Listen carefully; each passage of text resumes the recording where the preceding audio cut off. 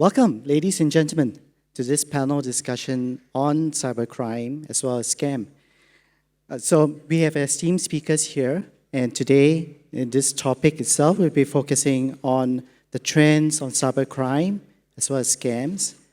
And more specifically, since the whole conference is themed around artificial intelligence and homeland security, we'll be looking at how artificial intelligence could play a part, but conversely also could actually be a double-edged sword. So let me start off firstly with a quick introduction. Can I just introduce firstly Deputy Commissioner Hwee from Singapore Police Force. And perhaps maybe if I could just invite sir, you quickly, how is cybercrime and how are you involved in cybercrime as well as scams? Thank you, Jonathan. Good morning, everybody. Very happy to be here with the panelists today. I'm Hwee, Deputy Commissioner of the Singapore Police Force, covering the areas of investigations and intelligence. Specifically in the area of cybercrime and scams, I work very closely with a group of very dedicated and hardworking officers fighting the scourge of scams and cybercrime for the past few years. But we don't work alone. I think we work very closely with government partners, with private industry partners, and of course the media. So I'm very happy to share some of what we have done with all of you and with the panelists over the next hour or so. Thank you. Thank you, Hwee. Can I invite then our next esteemed speaker from France, Ministry of Interior, General Perrot. Thanks a lot for the organizer for the invitation. So I'm Patrick Perrot. I'm a general of Gendarmerie and I'm responsible for AI for the French Gendarmerie. And I'm the AI Consellor for the Ministry of Interior, especially in the field of cybercrime, because I consider that today it's very important to link AI in the cyberspace. We are used to work with AI in the physical space, but it's very important today because the evolution of the threat to involve AI in the cyberspace too. Thank you. Tim, can I invite you then? You have an esteemed career in the Met Police. Could you quickly introduce yourselves? That's very kind of you. Tim Godwin. As Jonathan was saying, I spent 31 years in the police in the UK. And as I'm probably the oldest in the panel, I've been involved in terms of seeing the evolution of cybercrime and cyber-related crime since about the dot-com bubble in the 90s. I'm also been in the industry as well. So for the last 12 years, I've been working with Accenture, 8 years as a managing director within their public safety global practice. And the last 4 years, because I'm supposed to be retired, I've been an advisor to Accenture. I'm very pleased to be here and thank you for the invitation. Thank you. And last but definitely not the least, CEO of Singtel, Mr. Chong, please. Thank you, Jonathan. And I'm also really glad to represent Singtel and Singapore on the stage with my esteemed panelists to talk about a few things. So as one of the national telcos, we provide the backbone infrastructure for digital communications. And obviously, one of the tasks that we do, we have to keep the infrastructure reliable, secured, as well as secured. So from that perspective, I'm here to share what we do on the infrastructure to secure it. And there's a lot of progress in areas like quantum computing and how we use quantum-safe networks to protect the infrastructure. But also on the mobile side, with the evolution of the mobile network to 5G, there are various cool things that we do around 5G to also provide security. So hopefully in the course of the discussion, we'll share tidbits of what we do here. Okay, looking forward to that discussion. So let us set the stage first for what's going on in the current context of cybercrime as well as scams. So can I just invite Hwee first to just share about what he sees in Singapore context? Thanks, Jonathan. Maybe for me to start, to sketch, the current scams and cybercrime situation that we see in Singapore. Well, globally, as all of you know, I think scams and cybercrime is a big concern for law enforcement agencies around the world.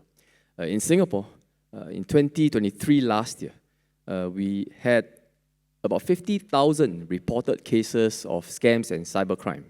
That is an increase of about 49% compared to the year before. So 50,000 scams and cybercrime reports received compared to about 20,000 physical crime reports received. So you really see where the center of gravity is and where is really the area of concern when it comes to crime fighting. Of the number of scams and cybercrime cases, about 92% are scam cases. So that gives you about 46,000 cases. And that is an increase of about 47% compared to the year before. And of these scam cases, scam victims in Singapore lost about $652 million Singapore dollars last year, a slight drop of 1% compared to the year before.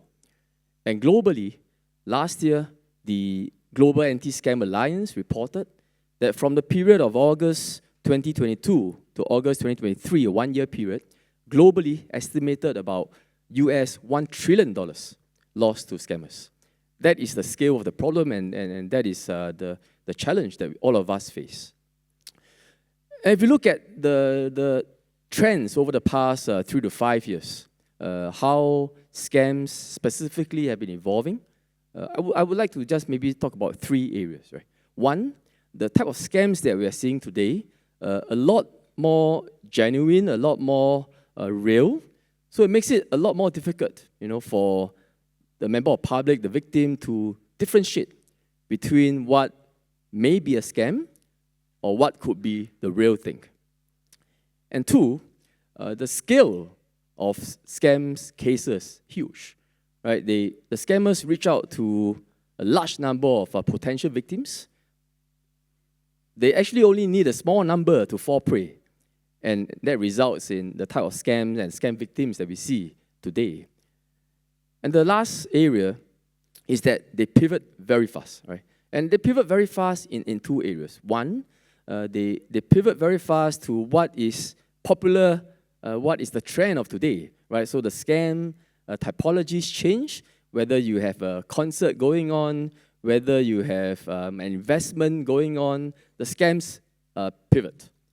The other area that they pivot very fast is in terms of how they target scam victims. Around the world, in Singapore, we work very hard to try to close, vulnerable channels where the scammers can contact victims in Singapore. But as we close one channel, as we tighten another area, they pivot very fast and move to another area to try to reach out to potential victims in Singapore. So that is really the challenge that I think we are facing today. The scale of the number of scam and cybercrime cases, the high amount of losses by the victims of these scams, and the fact that these scams are becoming more real. They can scale very fast, and they pivot very fast from one type of scam to another, from one channel to another. So I think we have our work cut out for us, and I think we can all share, what we are doing and learn from each other and work more closely together to be more successful in our efforts to target scams. Thank you. Well, that sounds really huge to deal with. I'm wondering whether does Friends actually sees the same trend at your end?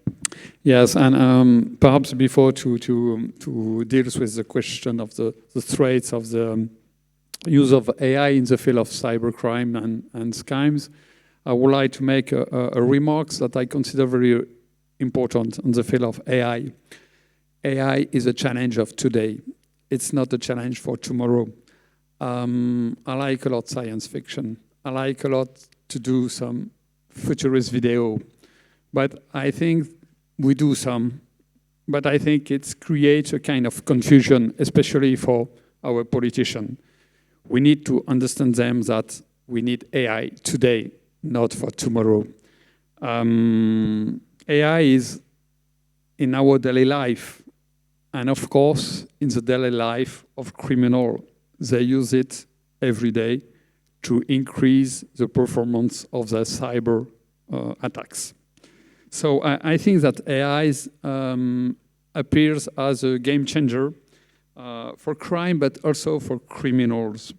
That is to say that today a simple offender is able to do a very sophisticated attack. It's not necessary to own to an organized crime group. You can be just a simple offender and doing a very sophisticated attack. Because AI is accessible on the web. today, if you want to target your attacks on an hospital, on a school, or on a big company, you can choose it on the web. Today, if you want to create a malware, if you want to create phishing campaign, it's very easy to do it. You are going to a large language model,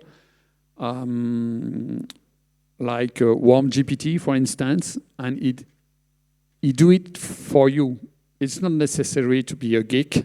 It's not necessary to be very technical. It's very accessible.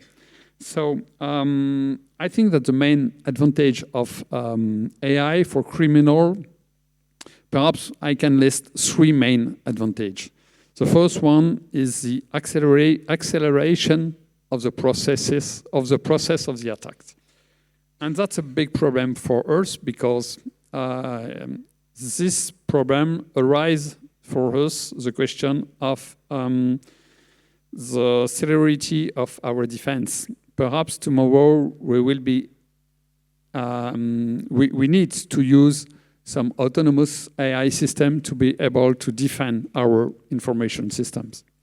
The second point is the increasing of the surface of the attacks. That is to say, the number of the victims. And with a very high efficiency. It's more efficient than without kind of methods.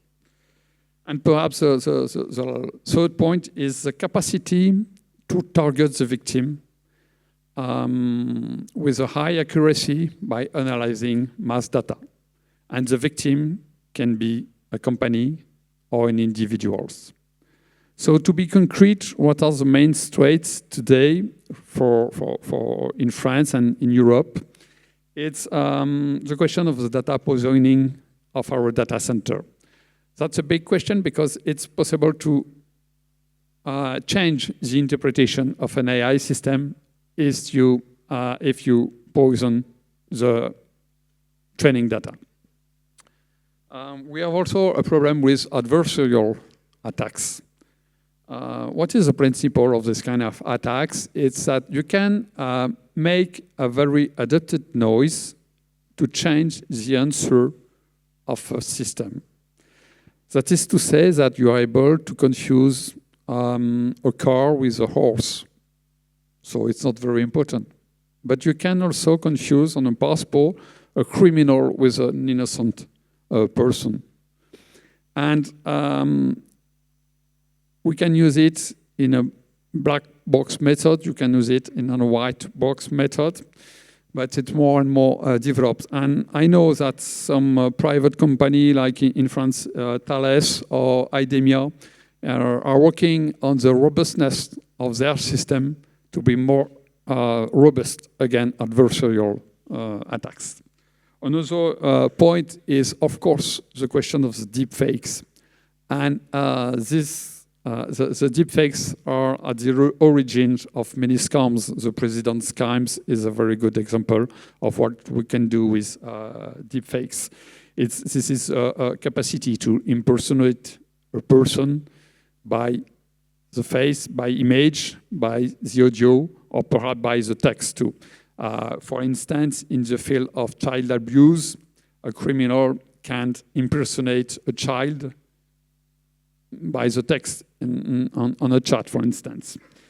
And another aspect is the famous generative AI and with the large language model. This kind of model are not very robust. It's very easy to attack this kind of model. And we can attack them by a prompt injection. We can attack them by changing, by the fine-tuning, that is to say, the adaptation of the training on specific data. We can change it, and you change the answer of a large language model. So perhaps to conclude on the threats, what I consider is that for criminals, there are no limits. And in addition, they have not the problem. They have not the constraint of regulation. And that's very interesting for them because they can do what they want. Thank you. This is clearly a very important topic to talk about further, how clearly with crime, cybercrime, scams is on the increase, but at the same time, artificial intelligence creates its own possible attack surface to which it can be a victim of an attack and conversely a tool to the attackers. So thank you for that.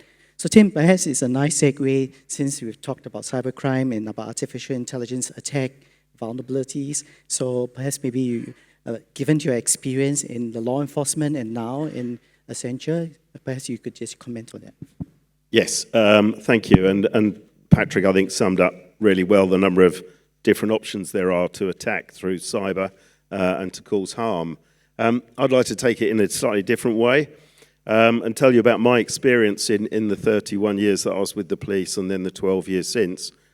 In 1995, there's some of you might not even remember 1995 sitting here, but in 1995, I was the head of a criminal investigation department of a police force in England. And we used to have a quarterly meeting of all heads of crime from across England and Wales, where we used to talk about homicide, robbery, burglary, and all the rest of it.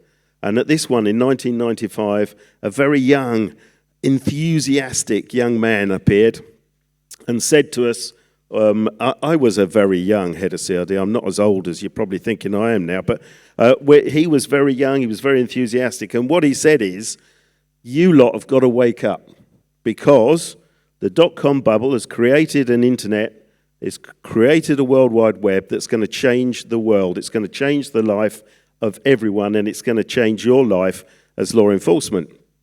And then went into some of the things that have become a reality in terms of how it could be misused.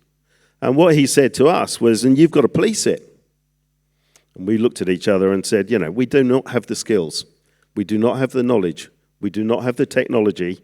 You do, the industry does. What are you going to do to police it? It's across jurisdictions, it's global. We're used to operating within jurisdictional boundaries. You've got to do it. And he said, no, you're the police. We're just going to go on and make it happen and give a good user experience.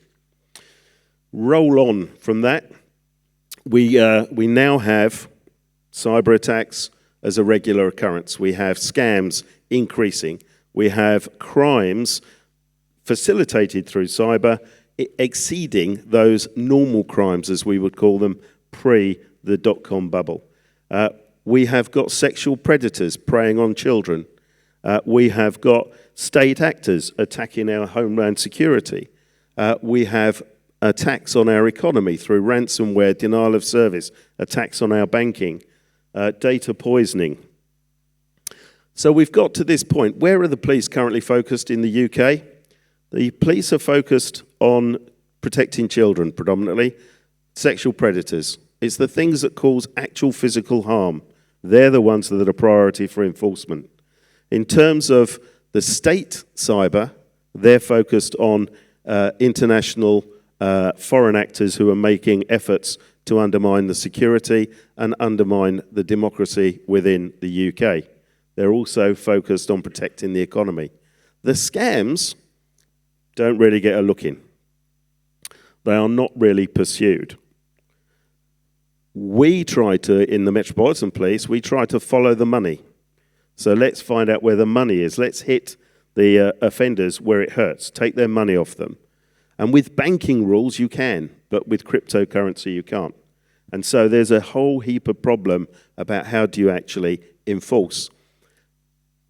Looking back now, the industry has picked up the major ball in terms of tackling cybercrime.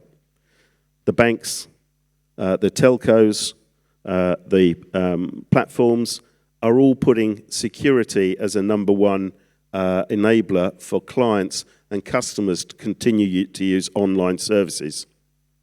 If they didn't protect them, they wouldn't use it. Bad business. The one thing I have not come across in my rather large number of years is a cohesive strategy led by our political leadership and our global strategy working with partners and allies. It's been more a response to a problem. It's been more reacting to the situation rather than getting ahead of it and thinking what's coming next and is this important. It's nearly as if scams, that's the banking problem. It's not a crime problem, it's a banking problem. It isn't, it's a crime problem. For criminals, it's a low-risk, high-return investment. AI is going to make that really, really tough going forward for the banks, the telcos, and we need to be able to work out how we can actually do some enforcement. And we'll come on to some of the ideas about that. But I see big opportunities. AI, I think it's fantastic.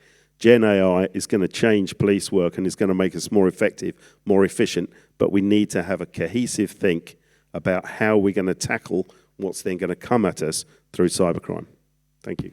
Thank you, Tim. I think the point that I just want to pick up on that is on the need for moving from reactivity to proactivity. Yeah, so we'll definitely come back to that point.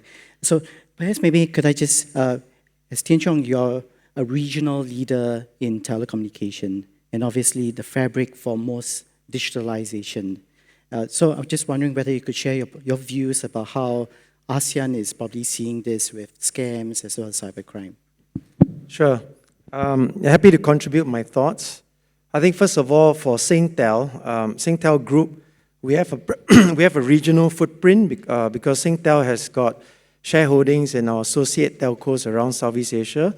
Singtel has got shareholdings in Telkomsel in Indonesia, AIS in Thailand, Globe in Philippines, and also Bharti Airtel in India. And we are participating in the region because, number one, from a business perspective, ASEAN or Southeast Asia, the demographics are great. And whichever industry you're in, number one, you begin to realize that at the end of this decade, the ASEAN bloc or Southeast Asia ASEAN will be one of the biggest single market like the Indias and Chinas collectively from a population perspective.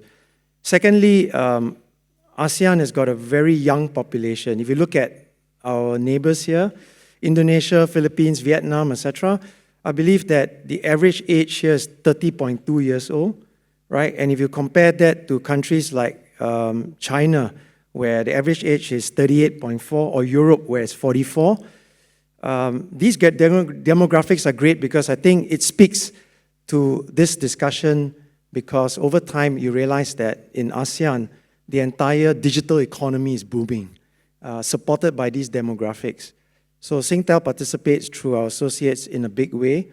And this discussion is very relevant. In fact, Tim's previous comment, as the digital economy takes off, you hear the other speakers talking about the prevalence of cybercrime, online scams, etc., that goes along with this growth.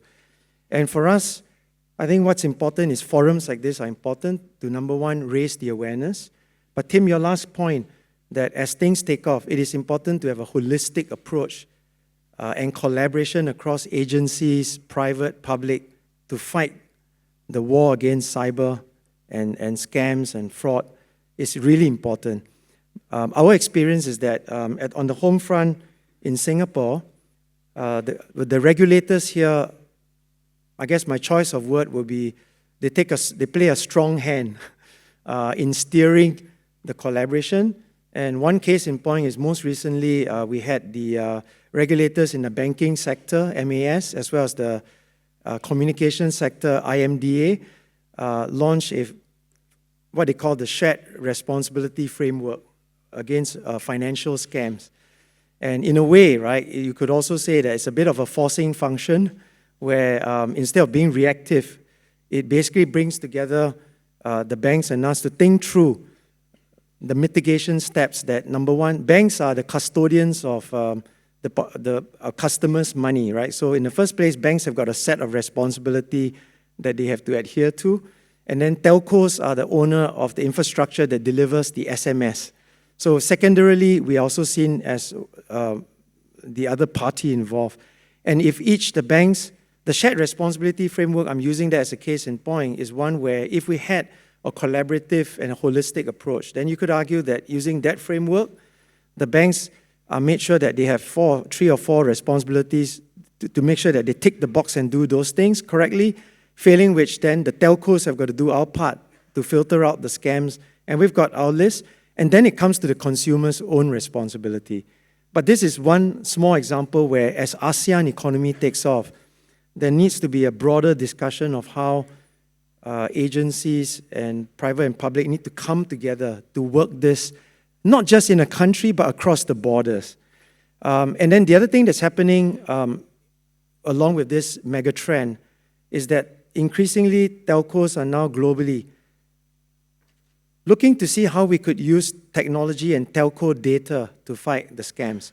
So this again needs collaboration, and I'll talk about that maybe in the other questions, but we have ability to use application programming interface to access telco data to help authenticate certain things, And in fact, we have a booth in the exhibition hall, and Singtel is actually showcasing things around the quantum network, which is one topic, but also around what we call telco APIs. And we launched a product in Singapore, and we're actually working hand in hand with our other telcos to federate the telco data to help banks do, and other companies, do authentication of mobile numbers. And maybe later we can talk about that. But I guess the point I want to drive home is with the rise of the demographic, the digital economy, etc., security agency and telcos, and in fact, other businesses need to get together to think about how we can collectively solve the problem. Okay, thank you very much. Clearly, Singtel is doing its part to deal with this problem, current problem that we are facing. Perhaps maybe we could just shift over from a law to a law enforcement perspective. Kwang, could you share something about what Singapore is doing from a law enforcement perspective? Yes, I think I mentioned earlier the scale of the problem of scams and cybercrime, and I think the Singapore Police Force, the government of Singapore has been paying a lot of attention to this. And what Chong mentioned earlier about collaboration, I think the key to success in fighting scams and cybercrime is partnership and collaboration. Whether you are looking at upstream prevention, whether you are looking at public education, whether you are looking at enforcement operations using data, analytics, AI, it goes back down to how well we can partner and we can collaborate with the different stakeholders in this entire ecosystem, because that is the complexity and the scale of the problem. And let me elaborate a little bit on this. In Singapore, we work very closely. The police works very closely with our government partner agencies, government agencies from the banking, finance sector, from the infocom sector, from the security sector. But government works also very closely with our private industry partners, the banks, the telecommunication companies, the online platforms. We work very closely also with our media partners as an overall ecosystem approach. Upstream, we look at what data we can get across the different sectors, how we can triangulate, how we can analyze the data, so that we can take upstream preventive measures. Whether is it identifying some of the scam websites, malicious websites early, and effecting blocks on them, blocking, diverting SMSs and calls to make it more difficult for scammers who are largely based overseas from reaching and targeting people in Singapore to reduce the surface of attack. But for those that comes through, how do we then outreach, raise awareness, and educate the public in Singapore to make them more attuned and more aware to what are some of the signs to look out for so that they can take action to protect themselves and make themselves a more resilient and harder target to prevent themselves from being scammed. But for the unfortunate victims who may have succumbed to the scam tactics, how do we work with the banks to strengthen our banking system, to be able to do fraud analytics, to detect and flag out potential scam transactions early, to reduce the amount of monies that are eventually lost. In Singapore, we have the Anti-Scam Command, the Anti-Scam Center based in the police force with our Commercial Affairs Department. We've had that for a few years. And we have bank representatives from 6 of the major banks in Singapore co-located with our anti-scam center. And through that, over the past 2 years or so, we have found that it is very effective to help us to quickly sense make when a case has been reported, to do quick funds tracing, because we find that the monies move very fast through many different layers across the banking network, and to allow us to freeze the accounts and to reduce the amount of money lost to banks. So upstream, prevention, detection to reduce the surface of attack. But downstream, as to how we then conduct enforcement operations, locally, working with the banks, the security agencies, the telecommunication companies, we look at data. We use AI analytics to help us to make sense of the data and carry out targeted enforcement operations to investigate scammers who are in Singapore, money mules who are in Singapore, and we have also prosecuted many in court. But majority of the scammers are overseas. So we work very closely with our overseas partners, foreign law enforcement agencies, Interpol network, to look at sharing information, data, conducting joint operations cross-border, to make sure that, if there are scammers based overseas targeting people in Singapore, we don't work alone. We work cross-borders and to target some of these syndicates and networks. So these are some of the approaches and tactics that we have adopted in Singapore. A lot more work to be done. As you can see the situation and the trends that continues to rise. But I think I'm confident as we continue to place emphasis and efforts on partnership, on collaboration, both within the government, with the private industry partners, with the media, and with our overseas partners. I think in the next few years, we have a good chance, to turn the tide and then to take the better to the scammers.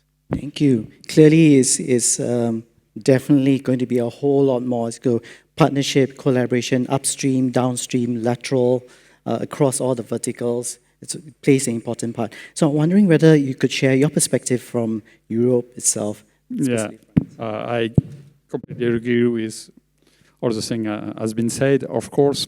And I think that we have different points to fight against cybercrime. Of course, collaboration and partnerships with academics, with private sectors, and with the other police forces.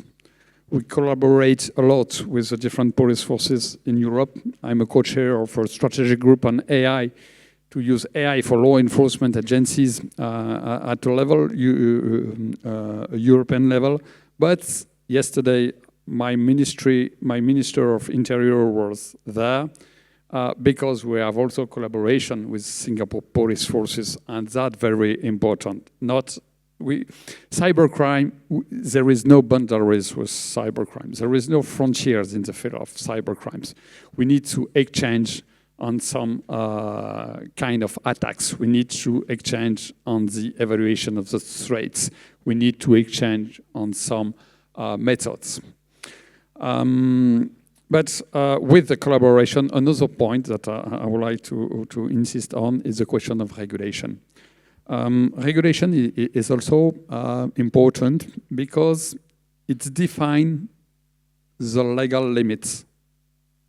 It defines the boundaries between what is an offense, what is not an offense. But the regulation is not able to stop criminal because by definition, a criminal does not respect regulation. So the challenge for us, and we have produced the AI Act in Europe. This is a very important text. But what is important in this text is that it does not create an asymmetry between the possibility of criminals and the capacity of law enforcement agency.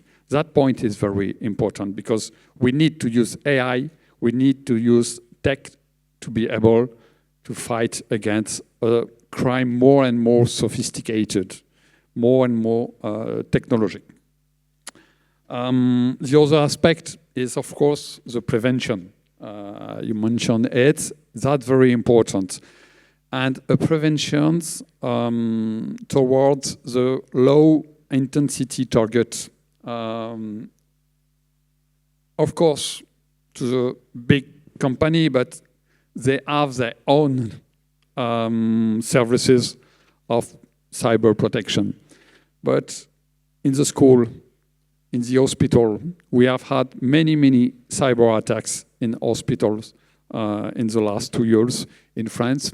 And that's very important because the first answer to cyber attacks is the prevention. And we in the Gendarmerie, we are doing many campaigns of prevention in many fields. Another aspect is the training. It's very important to train our investigators, of course, the cybercrime, but now in the field of AI. It's not so easy because we have some very high-level investigator in the field of cybercrime. And now we are saying us, okay, it's not sufficient. You need to be trained in AI also. The problem for me is the private sector, because when my personnel is trained at a very high level, it's a very good target for the private sector. So we have some, the human resources is a very big problem for us, but not completely, because it's also some relay on the private sector for us. But the training is really a big challenge for us. And of course, we have our own development to fight against cybercrime with AI. And we have our own development. That point is very important because we need to understand the black box of AI. We need to understand how does it work. We need to understand how to fix the threshold of the decision. That's very important to do it. For instance, we have developed a tool to detect deepfakes on images, on audio files, as well on text, GPT, Llama 2, Bart, and so on. But to be honest, it's efficient on one time, but 6 months later, it's not so efficient because of the evolution of the techniques. It's very hard to be at the right level. How do you do it? In fact, we have created 20,000 of pictures, 15,000 of audio files, fake pictures, fake audio files, and we train some model on different GAN generative adversarial methods, and we train some model on the specific methods. It's very efficient if a picture has been created with this kind of method, but if we use another method, the performance decreases. So that's very important to be at the state of the art, and it's not so easy for us to do it. In the field of in the field of audio, the detection of fake audio is the same thing.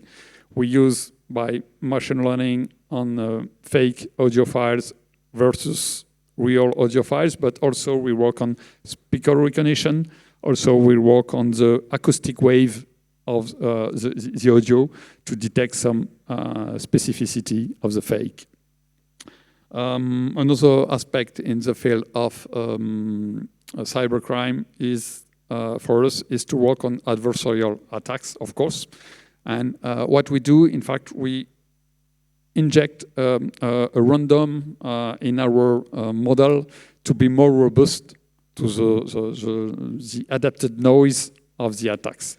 And it's more or less efficient, but it's not so bad in our test. And another aspect is to work on the detection of vulnerabilities, on the detection of anomalies in our information system.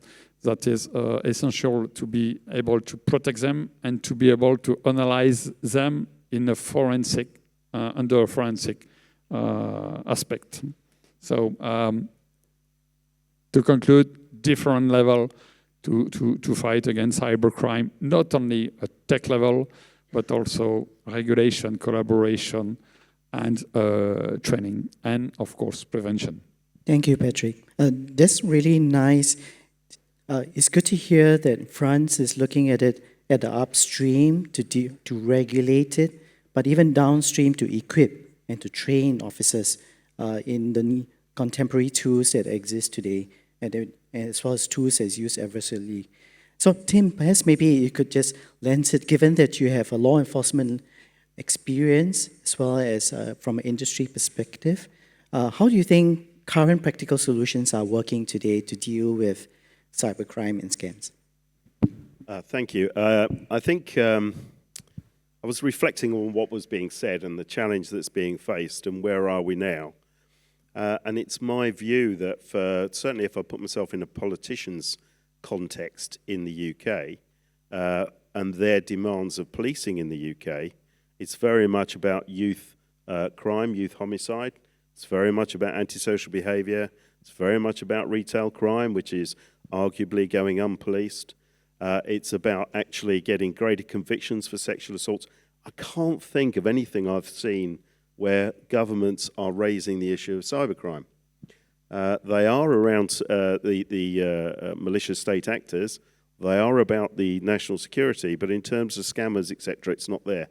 And I think what we need to do is to actually raise that bar. We've not got to change the mindset of politicians.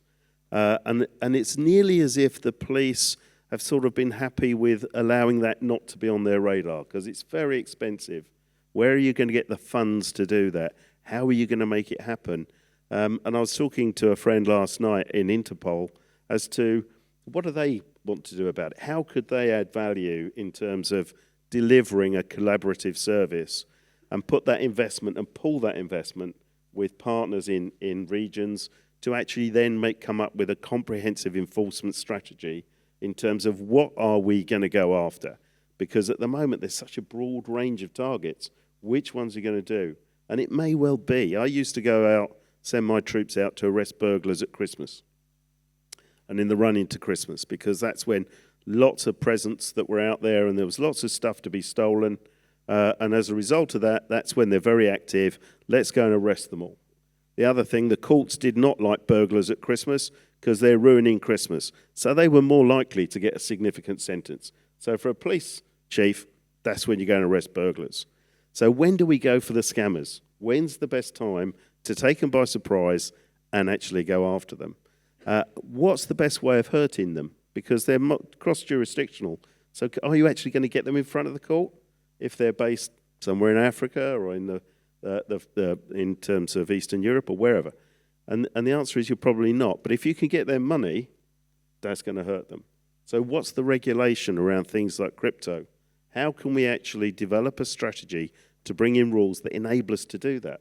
And I'm not sure that we are enabled. I think there's great work going on, but I think we can do so much more.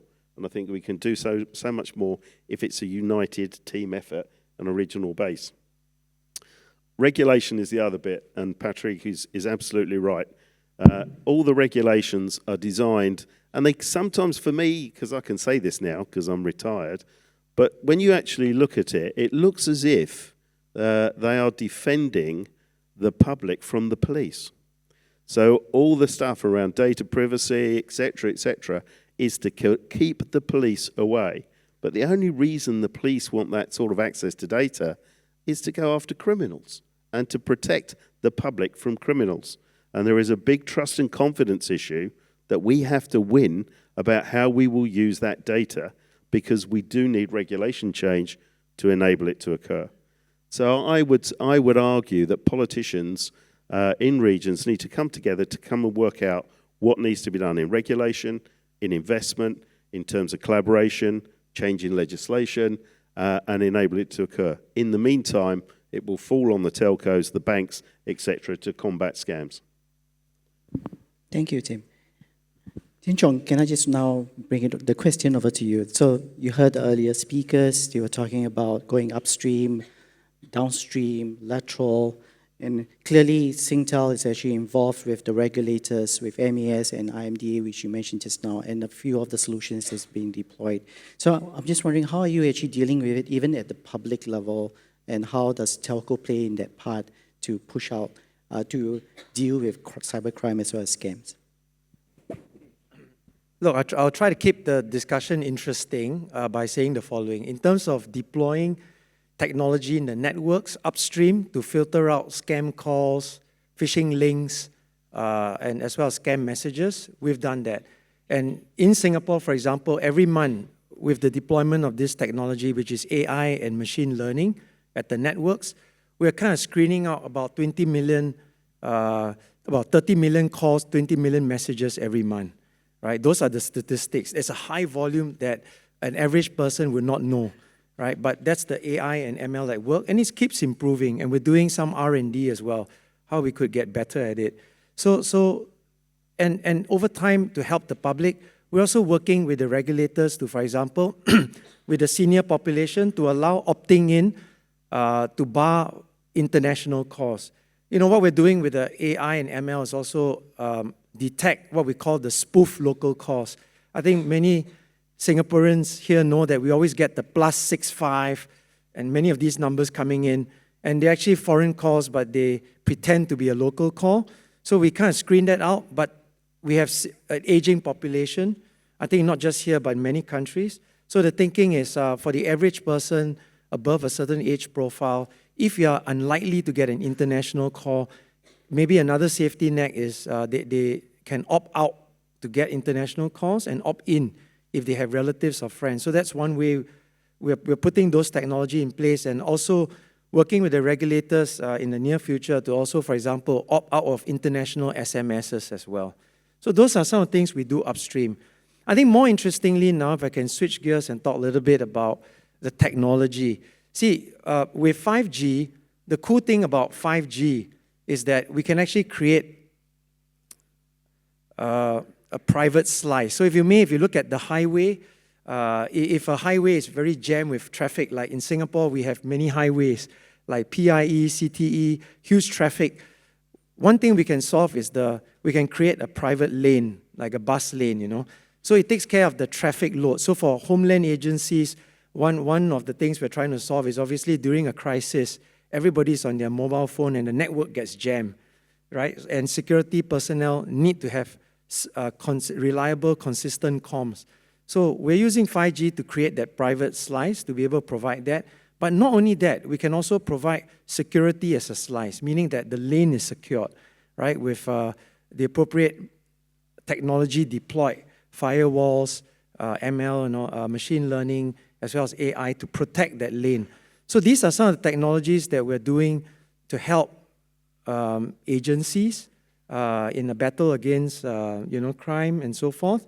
But also for the public, we are now, for 5G, we're able to sell to our customers, the mass public, security as a slice, which means that they're actually paying Singtel, for example, to get a security as a slice, which means that their comms pipe is already secured at the network, and we do all the filtering and all that, in addition. So that's a possibility. Of course, we also advise them to have their endpoint device secured as well, right? But at least upstream, we can provide that. So that's another thing we're doing. And of course, earlier, I spoke about telcos using application programming interface to do, and we have a portfolio of solutions we're working on. One of them I mentioned earlier was the number verification. And number verification, like I said, is to help financial institutions and over time e-commerce companies, who need to do financial transactions, to do a silent mobile authentication to complement what they already do to secure the deal. But in addition, we have other solutions that we're working on, similar to what the global telcos are working on. Other solutions are location verification, and that's actually a very useful one.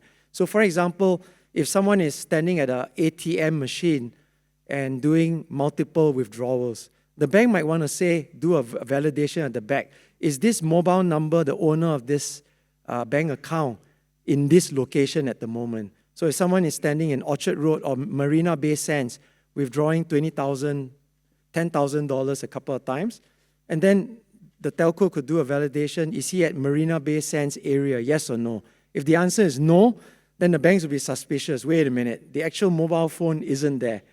So this is another example of how we use technology to help.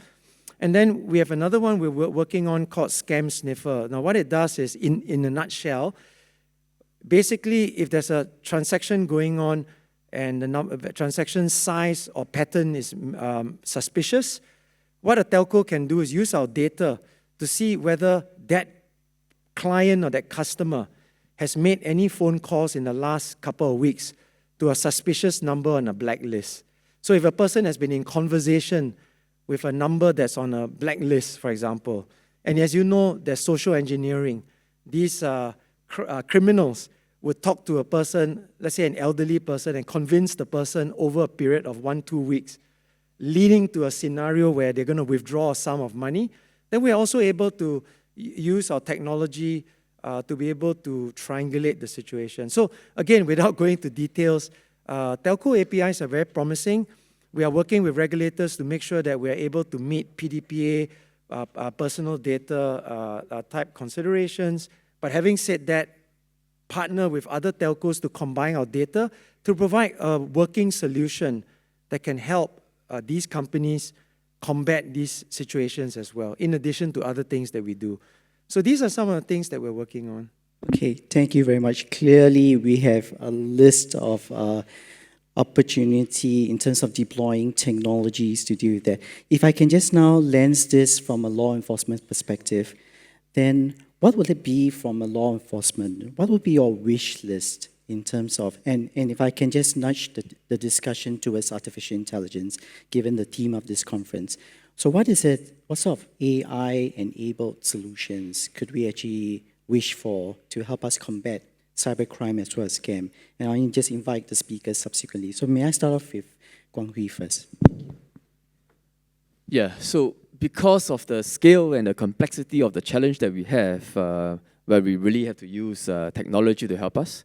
So AI, the topic that we're talking about, is something that is really relevant, and how AI is very quickly developing, but how we can adopt and embrace that.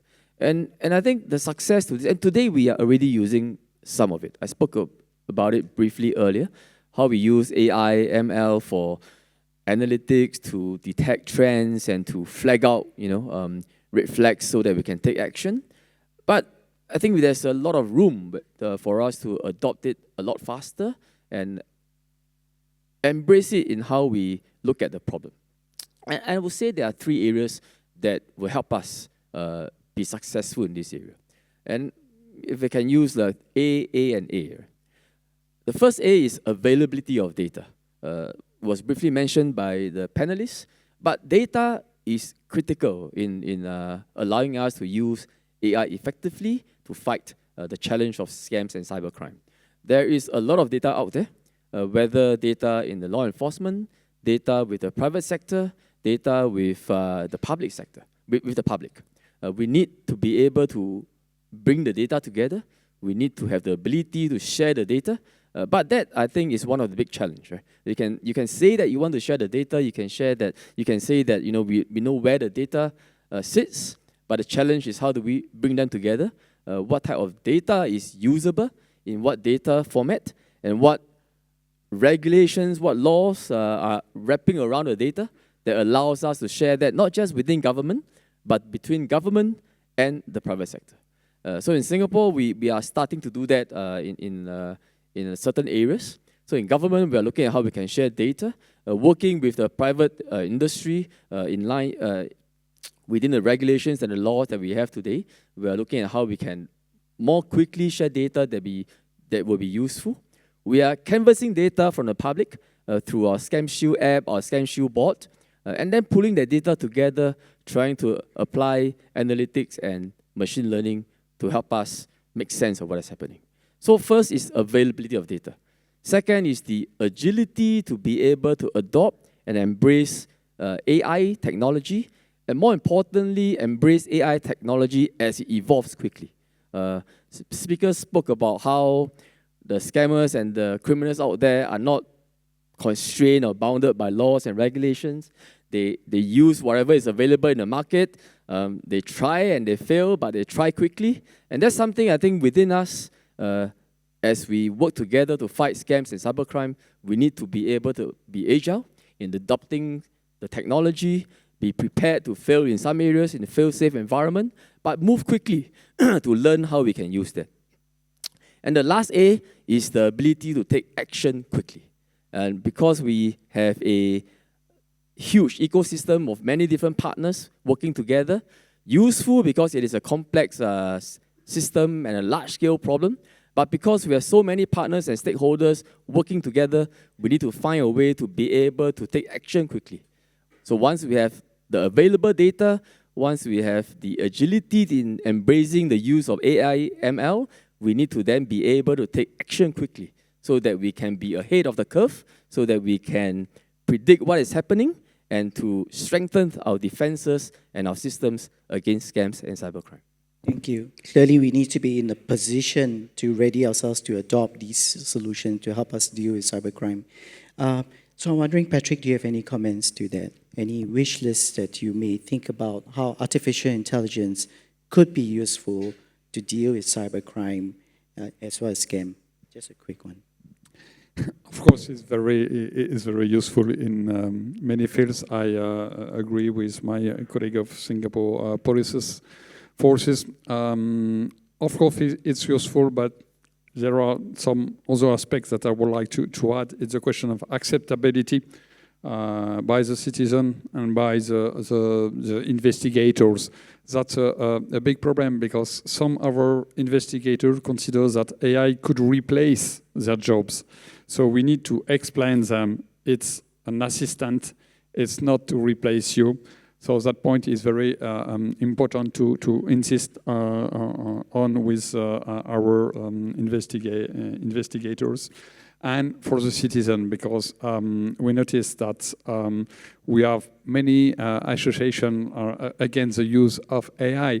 So we need, because I'm an agency of the government, I need to explain the aim. And the aim is not to survey people, it's to protect people.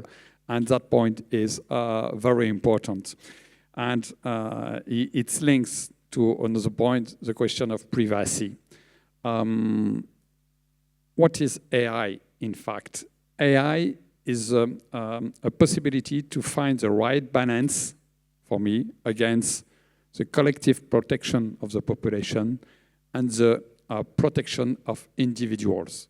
That is to say, the protection of our society and the protection of the individual freedoms. Thanks to AI, we find the right balance better than with humans. And we need to explain it. But under that point, what is very important for the acceptability, for the question of privacy, is the supervision of the humans. If we use AI, we also need a supervision of the humans. Because perhaps AI can be more efficient than humans, but we are not ready to accept a decision by a machine. We prefer, and I prefer, a human decision. So I think that in our field, it's very important to insist for the citizen, for our personnel, that the human keeps the controls. Perhaps an exception is in the cybercrime. Because of the celerity of the attacks, perhaps the human will not have time to answer, will not have time to protect the information system. And we will need, as I said previously, an autonomous capacity to defend our system and to use AI in this field. Thank you. Perhaps, Tim, quickly, just because of time, you could just quickly comment on that. My wish list is I would like to see a very focused dialogue with politicians in regions to actually confront this as a challenge, work out what they're going to do in terms of purely security. What are the targets for enforcement? How are they going to enable that with legislation and regulation that permits it? How are we going to actually communicate with citizens to make sure they're aware of their personal responsibilities, responsibilities of their providers, and what the responsibilities are of law enforcement and what we can achieve? AI is a fantastic addition to the armory, as is Gen AI. I think the industry, I would like the industry, including my own company, Accenture. It's not my company, of course, but they just pay for me. That was a silly thing to say, wasn't it? But in terms of Accenture, I'd like them to look at how they can be innovative to bring AI in as if it was a team of workers that can go in and assist. So in other words, they do the development, bring them in. And I will shut up now because it's flashing. Thank you. So, Chong, would you like to just end it off? With, sure. I agree a lot with what Tim has said. I think for me, my wish list would be, number one, continue to have forums like this. I think it's a great platform to raise the awareness. Because what I was going to say is that I think what's needed is really not just about the technology, but it's about public education about this topic. And I think that's where government and private need to combine, to get the education awareness on this topic out in a holistic and effective manner. But the other big topic for us is really about the cyber and data talents, where there is a shortage. And everybody is fighting for talents on the commercial side, plus security side. And I think as a collective group, it would be good if we can figure out together how to nurture the talents, to have the pipeline, to be able to build the pool of talents. And of course, if we have a regional pool to do this together, it's even better. I think those are the things that we're all trying to solve. And it's not just about the technology, but having the manpower behind it. And these are very difficult topics, which I hope will show up on future forum topics of discussion as well, to see how we can collaborate in those areas. Thank you very much. And that pretty much concludes this panel discussion. I think if just one word that I may take away is the word together.